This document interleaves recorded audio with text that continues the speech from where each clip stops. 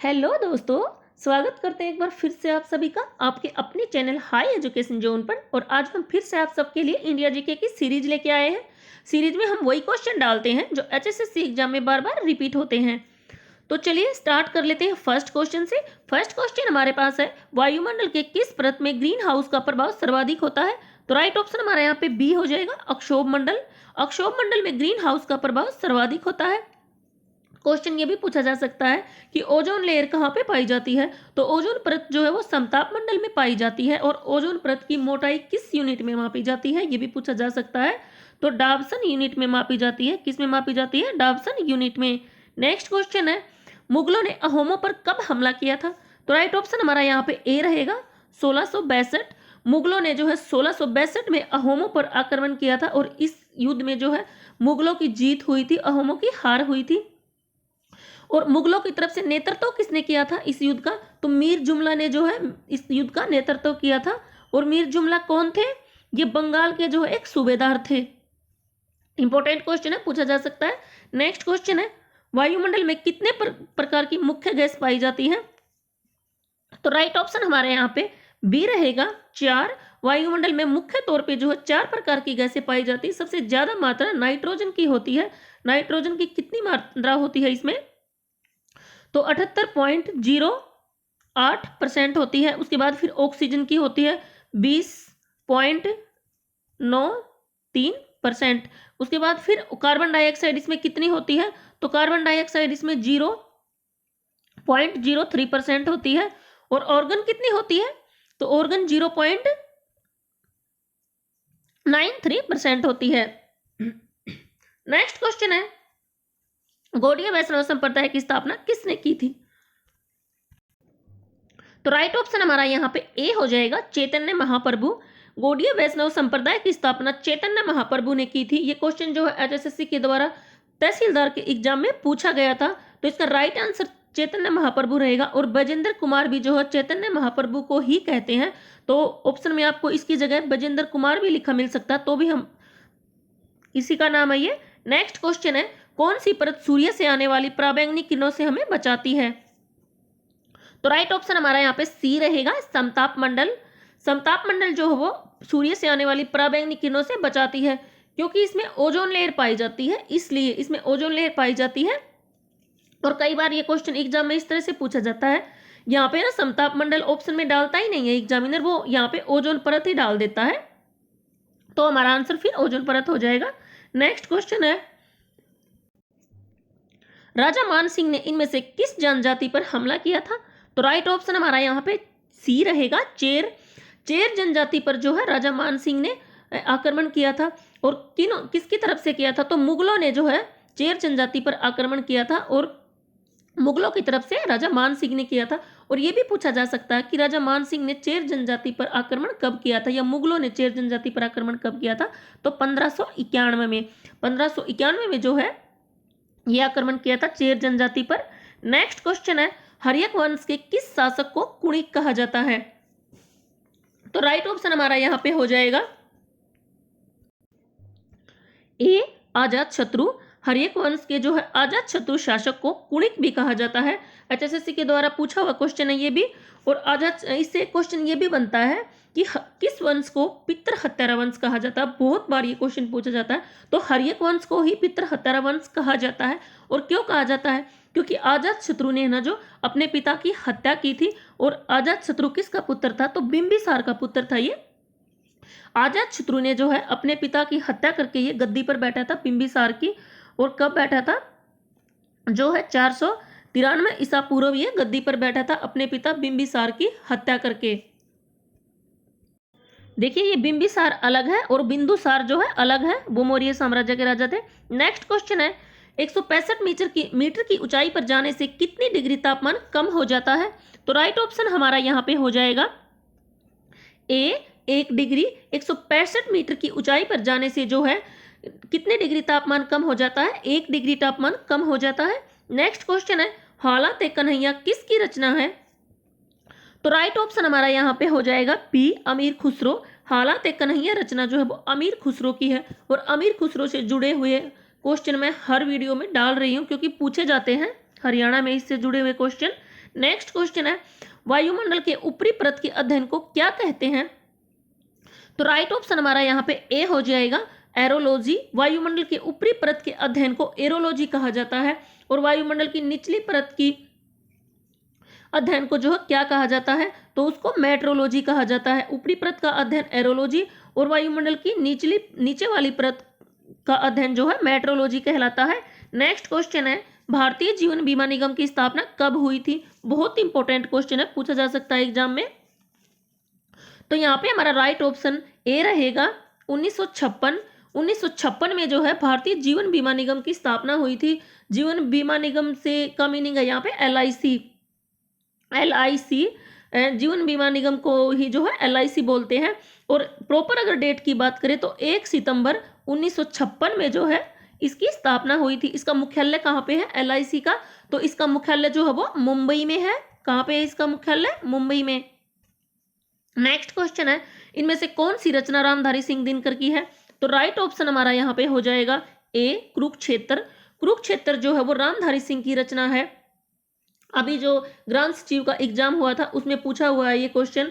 और साहित्य के क्वेश्चन जो ऊपर के क्वेश्चन मैं डालती रहती हूँ, क्योंकि अभी ग्राम सचिव में पूछा गया था तो क्या पता आगे भी पूछा जाए। और गुनाहों का देवता किसकी रचना, ये भी पूछी हुई थी। तो गुनाहों का देवता जो है धर्मवीर भारती की रचना है। गुनाहों का देवता किसकी रचना है? धर्मवीर भारती की। यह क्वेश्चन भी पूछा गया था। और कुरुक्षेत्र रामधारी सिंह दिनकर की है। और आखिरी कलाम किसकी रचना है? तो आखिरी कलाम मलिक मोहम्मद जायसी की रचना है। और मलिक मोहम्मद जायसी से जुड़े हुए भी क्वेश्चन हरियाणा में पूछे जाते हैं, इंपॉर्टेंट है। तो आखिरी कलाम जो है वो मलिक मोहम्मद जायसी की रचना है। और साकेत किसकी रचना है? तो साकेत मैथिली शरण गुप्त की रचना है। और रामधारी सिंह दिनकर की एक विधा और है जो बार बार पूछी जाती है, उर्वशी। उर्वशी जो इनकी रचना है ये कई बार पूछी गई है एग्जाम में। उर्वशी जो है रामधारी सिंह दिनकर के द्वारा लिखी गई थी। नेक्स्ट क्वेश्चन है कंप्यूटर में मुख्य सिस्टम बोर्ड को क्या कहते हैं? तो राइट ऑप्शन हमारा यहाँ पे ए हो जाएगा, मदरबोर्ड। कंप्यूटर में मुख्य सिस्टम को जो है मदरबोर्ड कहा जाता है। पूछा हुआ क्वेश्चन है ये भी। नेक्स्ट क्वेश्चन है वातावरण की सबसे गर्म परत कौन सी है? तो राइट ऑप्शन हमारा यहाँ पे हो जाएगा ए, थर्मोस्फियर। थर्मोस्फियर जो है वातावरण की सबसे गर्म परत है। नेक्स्ट क्वेश्चन है RBI के प्रथम गवर्नर कौन थे?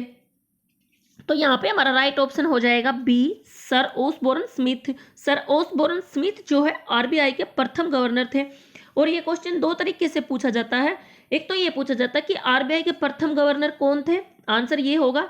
एक ये पूछा जाता है कि RBI के प्रथम भारतीय गवर्नर कौन थे? तो CD देशमुख। CD देशमुख जो है RBI के प्रथम भारतीय गवर्नर थे। नेक्स्ट क्वेश्चन है वायुमंडल की सबसे निचली परत कौन सी है? तो राइट ऑप्शन हमारा यहाँ पे हो जाएगा ए, अक्षोभ मंडल। वायुमंडल की सबसे निचली परत जो है अक्षोभ मंडल कहलाती है।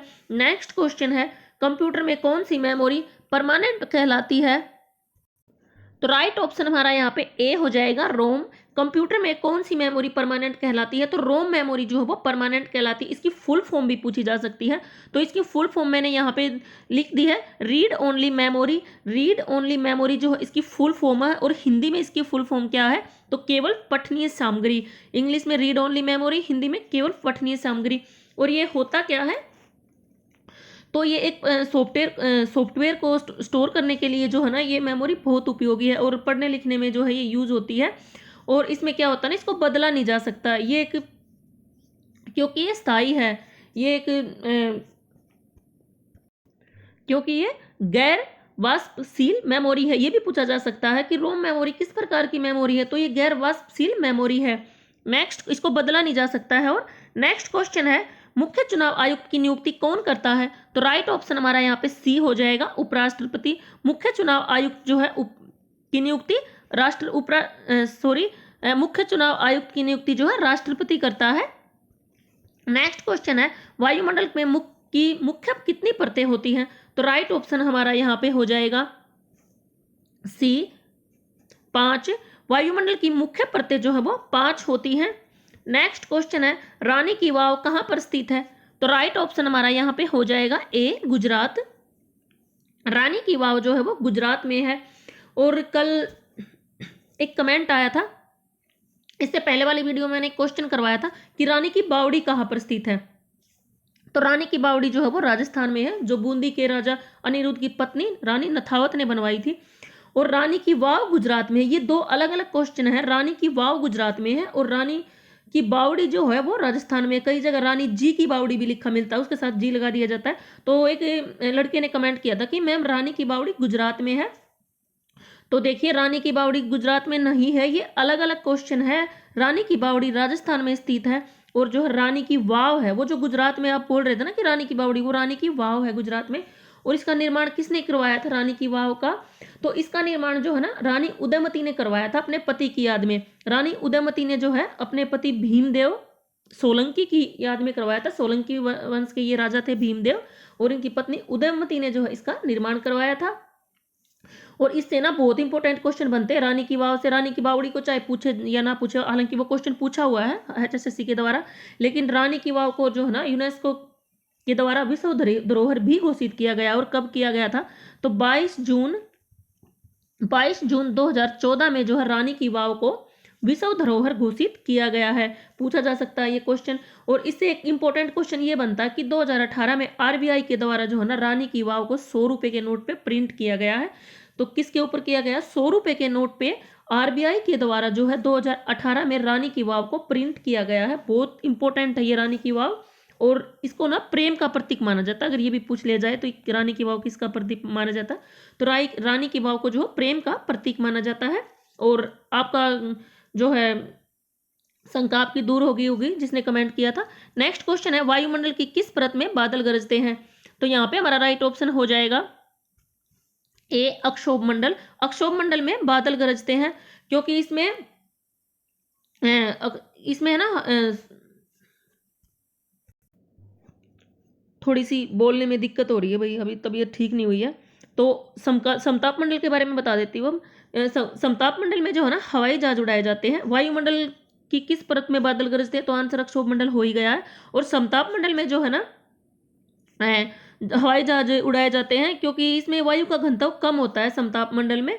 और मौसमी घटनाएं भी इसमें नहीं होती, ये भी क्वेश्चन पूछा जा सकता है। इसमें मौसमी घटनाएं नहीं हो सकती हैं, नहीं होती हैं, और इसमें इसीलिए जो है हवाई जहाज उड़ाए जाते हैं।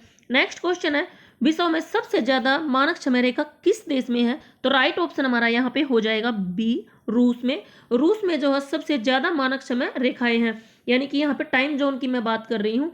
11 है रूस में, ये पूछा हुआ क्वेश्चन है ये। और दूसरे नंबर पे फिर जो है दूसरे नंबर पे अमेरिका में है। अमेरिका में 7 है और कनाडा में 6 है। और भारत में कितनी है? भारत में 1 है। नेक्स्ट क्वेश्चन है इनमें से कौन से ग्रह के चारों ओर छल्ले पाए जाते हैं? तो राइट ऑप्शन हमारा डी हो जाएगा। उपरोक्त सभी बृहस्पति, शनि, यूरेनस तीनों के चारों ओर जो है छल्ले पाए जाते हैं। और कुछ बुकों में ना बृहस्पति और शनि के चारों ओर मिलता है, लेकिन मैं यहाँ पे NCERT के अकॉर्डिंग करवाती हूँ। नेक्स्ट क्वेश्चन है कौन से महासागर की आकृति S के आकार की है? तो राइट ऑप्शन हमारा यहाँ पे बी रहेगा। पूछा हुआ क्वेश्चन है ये भी। अटलांटिक महासागर की आकृति जो है S आकार की है। नेक्स्ट क्वेश्चन है छोटा ताजमहल किसे कहते हैं? तो राइट ऑप्शन हमारा यहाँ पे बी हो जाएगा, सॉरी ए हो जाएगा, बीबी का मकबरा। राइट ऑप्शन हमारा ए होगा, बीबी का मकबरा। और इसको किसने बनवाया था? बीबी का मकबरा जो ये तो इसको औरंगजेब ने बनवाया था। नेक्स्ट क्वेश्चन है निम्न में से मगध का कौन सा राजा सिकंदर का समकालीन था? तो राइट ऑप्शन हमारा यहाँ पे हो जाएगा बी, धनानंद। धनानंद को जो है ना ये जो सिकंदर के समकालीन थे धनानंद। और किस वंश के ये राजा थे धनानंद? तो धनानंद जो है नंद वंश के राजा थे। धनानंद जो है नंद वंश के राजा थे। और इनको जो है ना वो भी कहा जाता है अगर भोज भी इनको कहा जाता है। धनानंद को जो है अगर भोज भी कहा जाता है। और किन के द्वारा इनको अगर भोज कहा जाता है? तो जो यूनानी थे ना, यूनानियों के द्वारा जो है धनानंद को अगर भोज भी कहा जाता है। एक क्वेश्चन यहाँ से भी पूछा जा सकता है कि सिकंदर की मृत्यु कहाँ पर हुई थी? तो सिकंदर की मृत्यु जो है ना वो बेबीलोन में हुई थी। ये क्वेश्चन बहुत इंपॉर्टेंट है। बेबीलोन में जो है ना सिकंदर की मृत्यु हुई थी। नेक्स्ट क्वेश्चन है,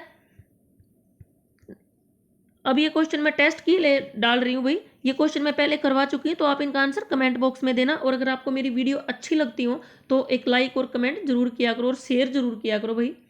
शेयर किया करो। देखो बहुत मेहनत से वीडियो बनाती हूँ मैं आपके लिए, तबीयत मेरी ठीक नहीं है फिर भी मैं आपके लिए वीडियो डालती हूँ।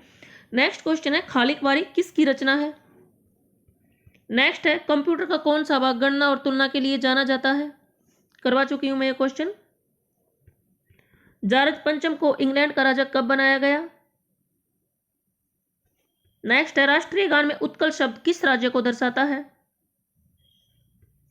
नेक्स्ट है, नई दिल्ली और उसकी इमारतों का डिजाइन तैयार करने वाले व्यक्ति को क्या नाम था? ये आखिरी क्वेश्चन है और वीडियो में कोई कमी हो तो उसके लिए सॉरी।